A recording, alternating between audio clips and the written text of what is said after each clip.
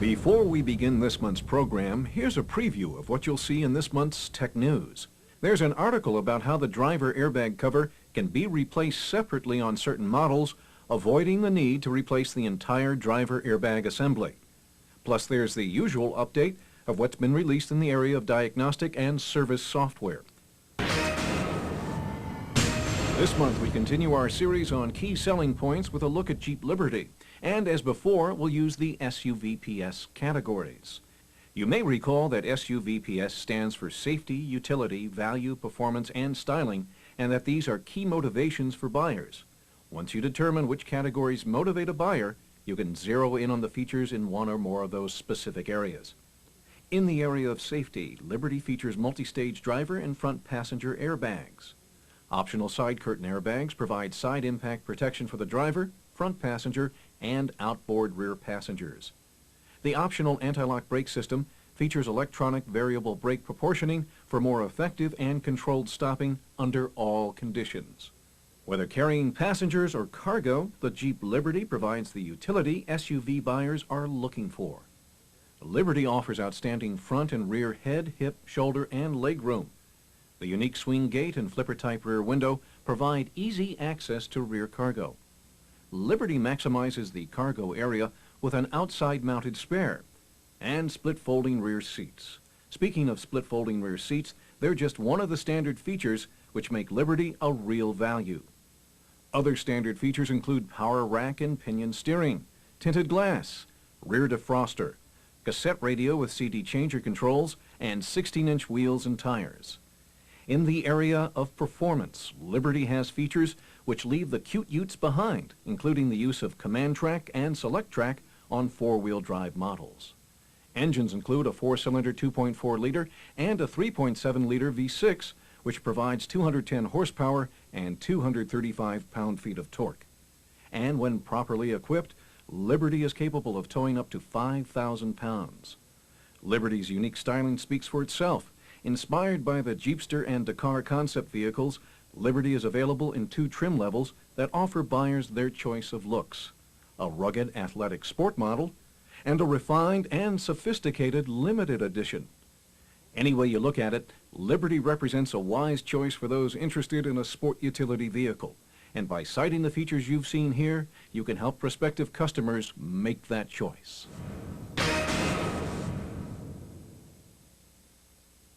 In most pursuits, preparation is one of the keys to success.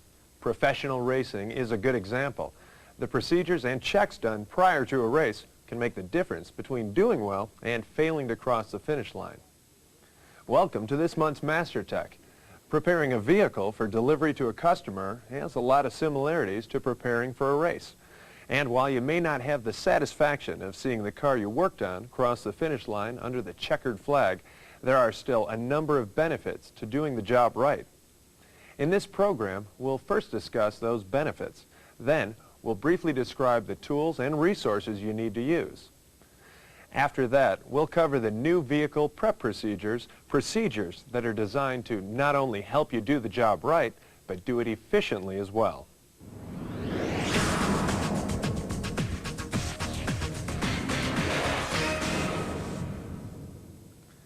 Just as on a successful race team, there are a number of benefits to successful new vehicle preparation, or NVP, which are shared by everyone involved. It's pretty obvious that a customer benefits when NVP is done right. There's a definite sense of satisfaction in receiving a brand new vehicle that's in top condition. The last thing a new vehicle owner wants to do is plan a trip back to the dealership to take care of neglected items. The customer isn't the only one who benefits from successful NVP. When a dealership makes a good first impression, the effects can be felt in a number of areas. For one thing, successful NVP helps create trust in and satisfaction with the product itself, a confirmation that selecting a Daimler Chrysler vehicle was a wise decision. That, as well as the favorable impression of the dealership, can result in repeat vehicle purchases by that customer, as well as word-of-mouth advertising that leads to additional customers. A good first impression can also lead a customer to rely on the dealership for future service needs. Finally, there's job satisfaction. Preparing a vehicle for delivery to a customer requires the same commitment as any other area of automotive service, and when it's done right, it results in pride in a job well done. Next, we're going to look at the tools and resources you'll need to use when performing NVP.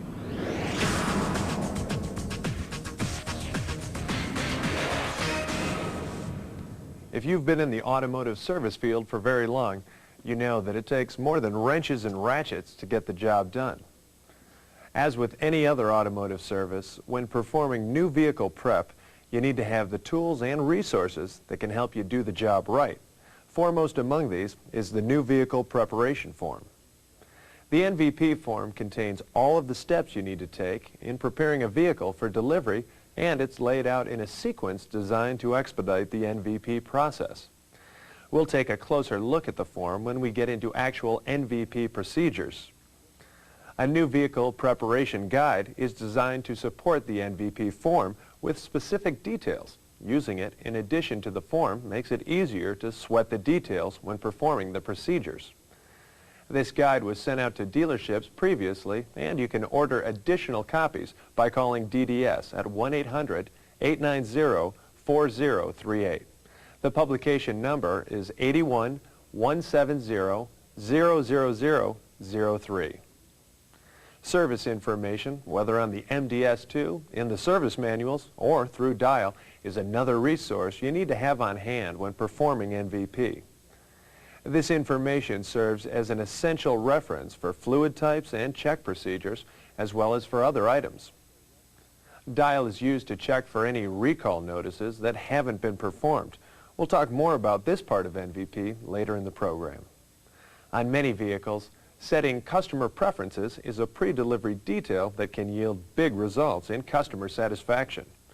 On some of those vehicles, you'll need to use the DRB3 to set these features, while on other vehicles, you can also use the Electronic Vehicle Information Center, as well as other methods. Taking the recently updated New Vehicle Preparation course is one way to add to your NVP expertise. The course code number is 1020108. And as with any other Daimler Chrysler Academy course, you can use Dial or web link to sign up. Next, we're going to take a closer look at the new vehicle prep form and procedures.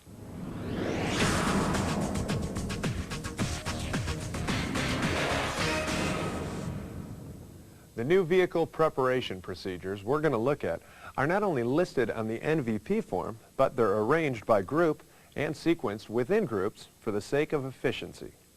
In order, the groups are Vehicle Readiness, Road Test, Functional Operation, Underhood, Under Vehicle, Vehicle Storage, and Pre-Delivery Detail.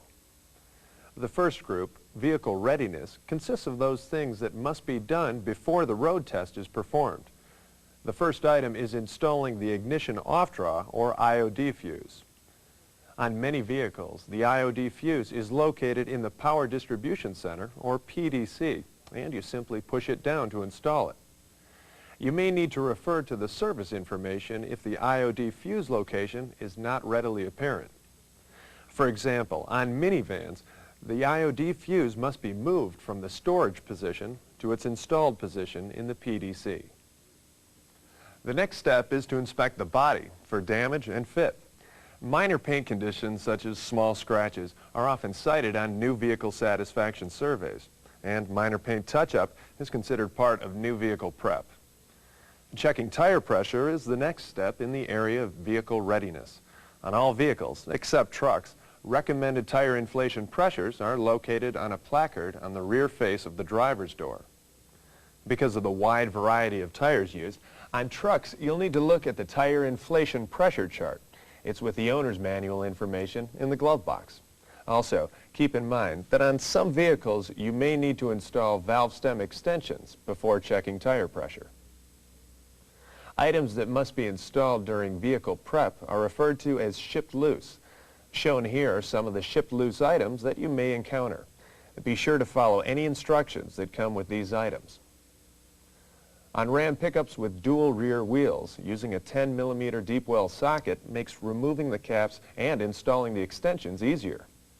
A 1.5-inch extension is used on the inner wheels, and a 1-inch extension goes on the outer ones. Hubcaps and wheel covers are other items that you'll need to install. Installation is pretty straightforward, however, there are a few things to keep in mind. On some trucks, 2 pieces are used over the wheels. As when installing any wheel cover that's pushed into position, when installing the wheel skins, be sure to align the cooling holes with the holes in the wheel and the valve stem extension hole with the valve stem. Then install the hubcap. One other wheel cover installation is worth special mention, the one on Neon. Neon wheel covers are held on by plastic nuts that screw onto a threaded portion of the wheel nuts. These nuts have an override feature which causes them to slip and loosen up if tightened beyond a certain point. To avoid nuts that are loose and wheel covers that rattle, be sure to use the procedure in the service information. Do not use an impact wrench if you need to remove or install these covers. Another item that's shipped loose and that's worth noting is the antenna mast. When installing it, make sure it's fully seated on the threads. Some antennas have thread locking compound on them that may prevent them from fully seating unless they're tightened with a wrench. An exception to this is Neon, which requires a special procedure for tightening the antenna mast. TSB 8-02100 contains this procedure, which is aimed at preventing damage from over-tightening.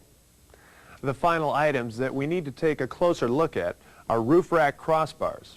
First of all, keep in mind that on minivans you do not need to unscrew the end caps to install them.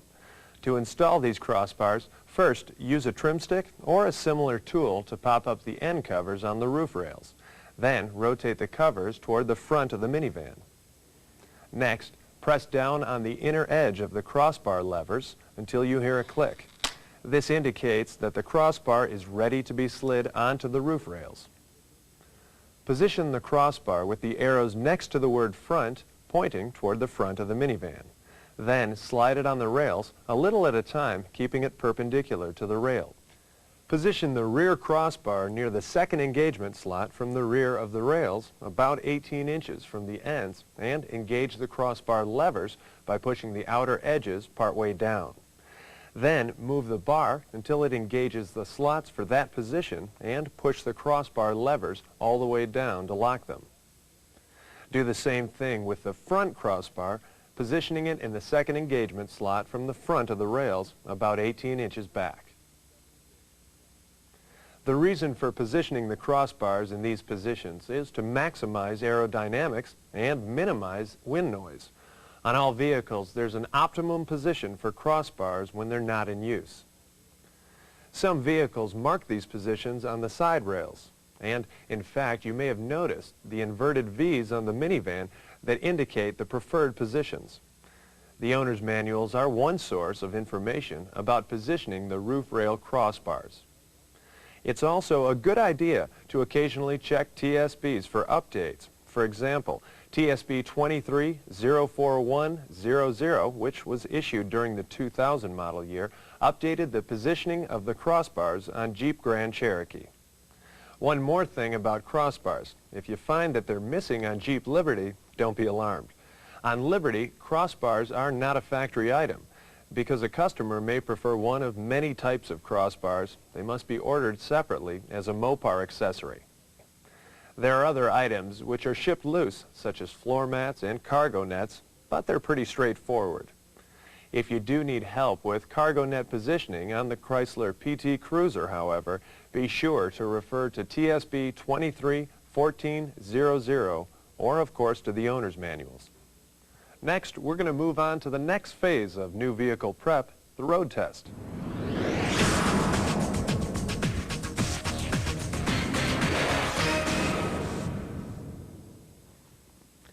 Some items on a vehicle can only be checked under actual operating conditions. It's the purpose of the road test to make sure these items work when the customer needs them. If you've done new vehicle prep in the past, you may have noticed that the road test occurs earlier now. That's because conducting the road test at this point was actually found to be more efficient than towards the end of NVP. If you follow the NVP form, the road test is pretty much self-explanatory. There are a few things to keep in mind, however. First, be sure to leave seat and floor coverings in place to protect the interior of the vehicle. In fact, these coverings should remain in place until just before the vehicle is delivered to the customer. Now, as with any other part of the new vehicle prep procedure, the key is to be thorough, and that means performing all the checks associated with each item. Take starting, for example. It's not enough to simply insert one of the keys and start the engine. You need to check all keys. And on vehicles with automatic transmissions, you need to check that the engine does not start in drive or reverse, only in park and neutral. On vehicles with a manual transmission, the engine should not start with the clutch pedal released only when it's depressed. Doing a thorough road test also means checking the brake transmission shift interlock if the vehicle is equipped with an automatic transmission. The proper way to check the interlock is to first pull on the selector lever without depressing the brake pedal. The lever should not move out of park. Then, after releasing the shift lever, depress the brake pedal. You should then be able to move the lever out of the park position. One more thing before taking off. Be sure to record the odometer mileage on the form. You'll need to record the mileage again when you're done with the road test. As you make your way through the checks on the form, it's a good practice to be alert to noise, vibration, and harshness, and buzzes, squeaks, and rattles. A noise in the door panel or a vibration in the steering wheel may not seem like much on a test drive, but over the course of a few weeks or months, it can get pretty annoying. You'll notice that there's a catch-all category at the end of the road test section, Other Functional Items. Now, this is for any other obvious features the vehicle has that would be checked during a road test. Be sure to record your end mileage and reset the trip odometer when you're finished with the road test. Next, we're going to turn our attention to checking items for functional operation.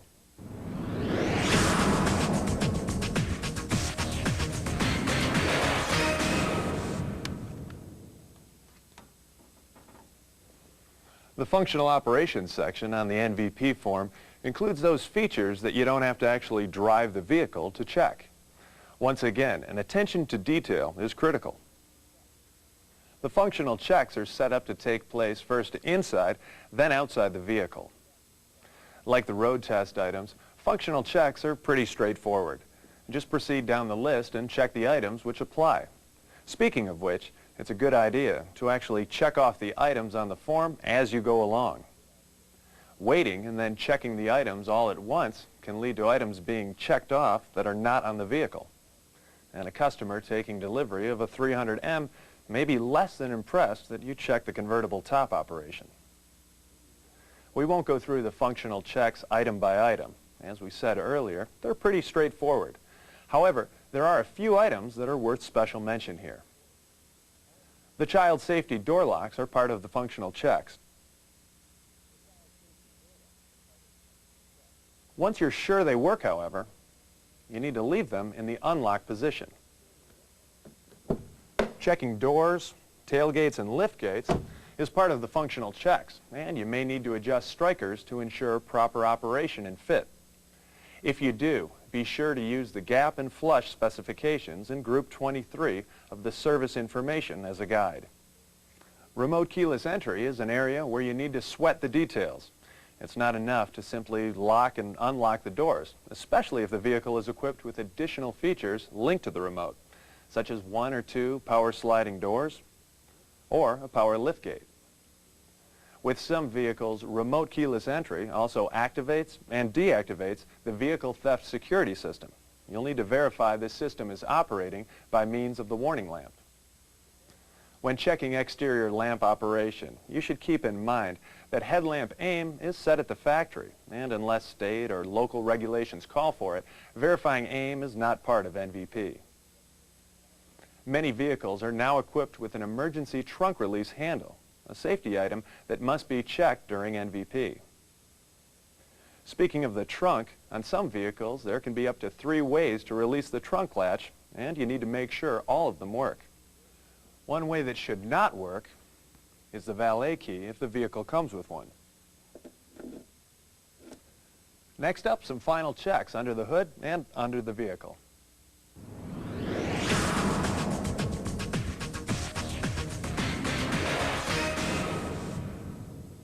By the time you get to the underhood checks, you'll probably want to pop the hood open and start checking fluids. But there's one very important thing you need to do first. Check the hood latch and safety catch. Once you've pulled the inside hood release handle, pull up on the hood without releasing the safety catch. The hood should not open. Of course, once you do pull on the safety release lever, the hood should open. If the safety catch doesn't hold when it should, or doesn't release when it should, you'll need to make an adjustment. When performing fluid checks, always follow the procedures detailed in the owner's manual or the service information. Even though most checks are pretty straightforward, for some you need to take operating conditions into consideration. Take the trans fluid check on this Liberty. The 45 RFE automatic transmission fluid check is located in Group 21 of the service information, not in the owner's manual. As you can see, there are specific steps you need to take to check the fluid, and you'll need to use the DRB3 to read the fluid temperature so that you can compare it to the chart provided with the procedure. Another area you'll need to consult the owner's manual or service information for is the fluid type. Take engine oil, for example. The use of a 5W30 viscosity oil for most operating conditions is becoming more and more common, but it's by no means universal, as a look at the Cummins diesel viscosity chart shows. Battery state of charge is another underhood check. You can look for the green indicator in the battery, or you can check state of charge by connecting a voltmeter across the battery terminals or jump start locations. A reading of 12.4 volts or above is acceptable. One more quick check and you're done under hood. This check involves inspecting components in the engine compartment for routing and proper clearance. Pay particular attention to areas in which there are moving engine components or hot exhaust surfaces. These can quickly ruin wiring and hoses, which may have not been secured. There's one more thing before we leave the underhood checks, and that involves hood closing. You wouldn't think closing the hood could be a source of trouble. Well, think again. Problems can occur if you lower the hood so that the safety catch is engaged, but the hood is not latched. If you then try to latch the hood by pushing down on it, you could damage the hood. The proper way to close this hood is to lower it to about a foot from the closed position and then release it. This should secure the hood in the latched position. Next, we're going to look at the under-vehicle checks as well as some steps to take if the vehicle must be stored.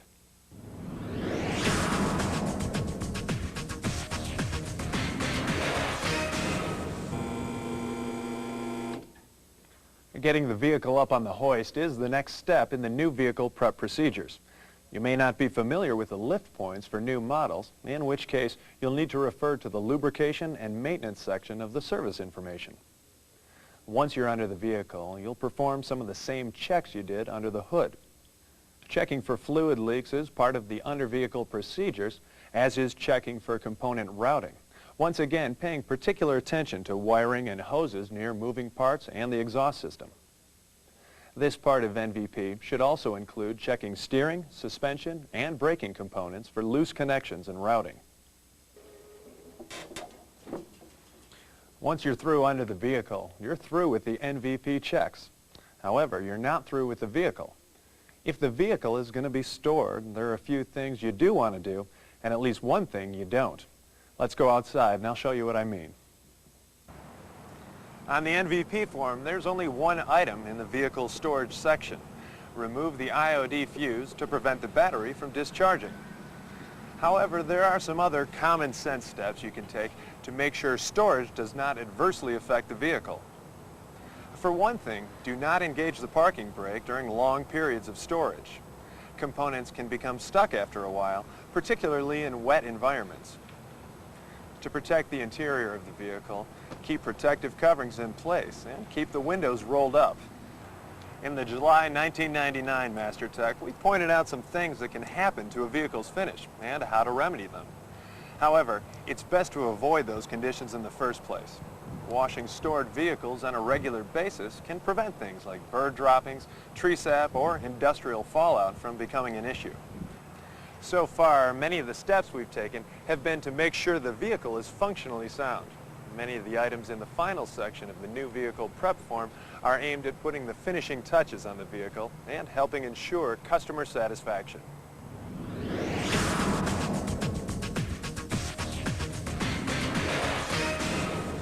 Once you've reached the pre-delivery detail stage of new vehicle prep, it might be tempting to sign the NVP form and move on. However, it's at this point that extra effort can pay off in customer satisfaction. If a vehicle was stored for any length of time after the NVP checks, you may need to repeat some steps performed earlier, such as installing the IOD fuse or checking the battery state of charge.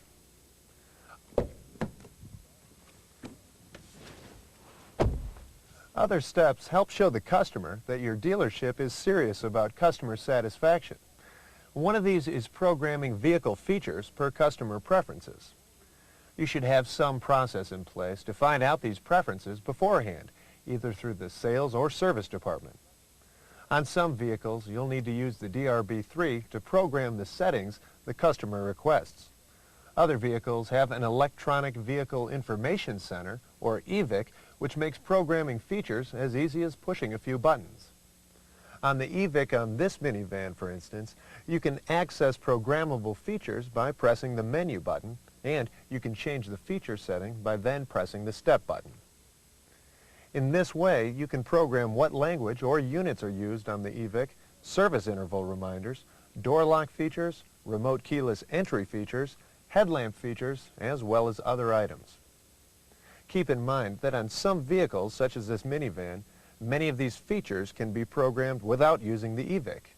For example, you can enable or disable automatic door locks by cycling the ignition key. The procedure is described in the owner's manual. In fact, it's a good idea to consult the owner's manual for any features you need to program. One more minivan feature we should mention involves the C-pillar and center console power outlet feeds. You can change them from an ignition feed to a battery feed or vice versa by repositioning their fuse in the power distribution center. One critical step in the pre-delivery procedure concerns checking for recalls that haven't been performed and complying with safety-related stop sales. This isn't just customer satisfaction, it's the law. Federal law prohibits the sale of any new, unsold vehicle once your dealership has been notified that the vehicle is the subject of a safety recall. The vehicle may be sold to a customer only after the defect or noncompliance has been remedied. To find out if the vehicle you're prepping is involved in any recalls, enter the vehicle identification number into the Dial VIP system. The Dial VIP system lists all safety and emissions recalls, as well as all customer satisfaction notifications that the vehicle is involved in. If a vehicle is involved in a recall or customer satisfaction notification and is still incomplete, you'll need to write up a separate warranty repair order and perform the recall procedure. The recall notices provide the labor operation number and time allowance for each procedure. If the vehicle is the subject of a stop sale order, it cannot be delivered to a customer until the recall repair has been performed.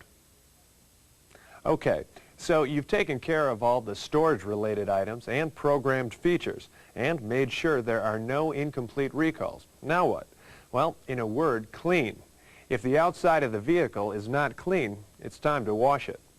By the way, if the vehicle is equipped with chrome-plated aluminum wheels, use a mild soap and water solution and a non-abrasive cleaning tool on it.